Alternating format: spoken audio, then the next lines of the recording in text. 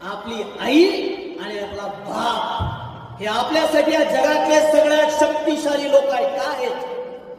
त्याचं कारण असं आहे की एक मूल तुम्ही 9 महिने तुमच्या आईच्या गर्भात होतात. लक्षात ठेवा, 9 महिने तुमच्या आईच्या जेव्हा गर्भात होतात त्यावेळेला तुमच्या आईला असंख्य वेदना होत होत्या. तुम्ही त्यांच्या पोटाला, तुमच्या आईच्या पोटाला उतराला लाच काय मारत होत्या. तुमच्या आईला उलट्या काय होत होत्या. तुमच्या आईला जेवण काय जात नव्हतं. तिचे पाय काय सुजत होते. तिने असंख्य वेदना सहन केल्या आणि तुम्हाला जन्म दिला. तुमचा जन्म झाला आणि जन्म झाल्यानंतर तुमच्या आयुष्यामध्ये प्रत्येक छोट्या छोट्या गोष्टीसाठी तुम्हाला कपडे पाहिजे, तुम्हाला जोडे पाहिजे, तुम्हाला चपला पाहिजे, तुम्हाला दप्तर पाहिजे, तुम्हाला पुस्तकं पाहिजे. यासाठी तुमचा बाप अहोरात्र कष्ट करत असतो.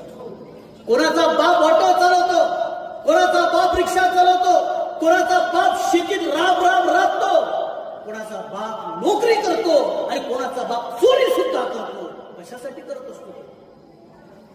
अहो, प्रत्येक चोर काय चोरी केल्यानंतर तो काय दारू पित नाही.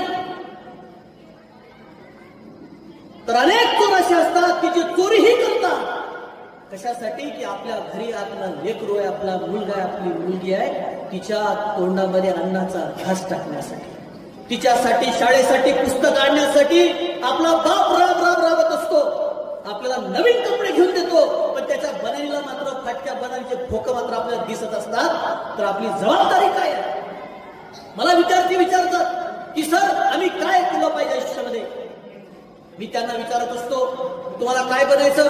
कोणी म्हणतात डॉक्टर बनायचं, कोणी म्हणतो इंजिनियर बनायचं, कोणी म्हणतो मला प्राध्यापक बनायचं, कोणी म्हणतो मला काय काय बनायचं. मी तुम्हाला सांगतो, तुम्हाला जर खरंच छत्रपती शिवाजी महाराज समजून घ्यायचे असतील आणि तुम्हाला जर खरंच छत्रपती शिवाजी महाराजांचा आदर्श घ्यायचा असेल तर एक करा.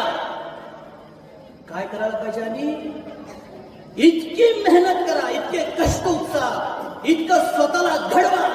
एक दिवस तुमच्या बापाने छाती ठोकून म्हटलं पाहिजे ही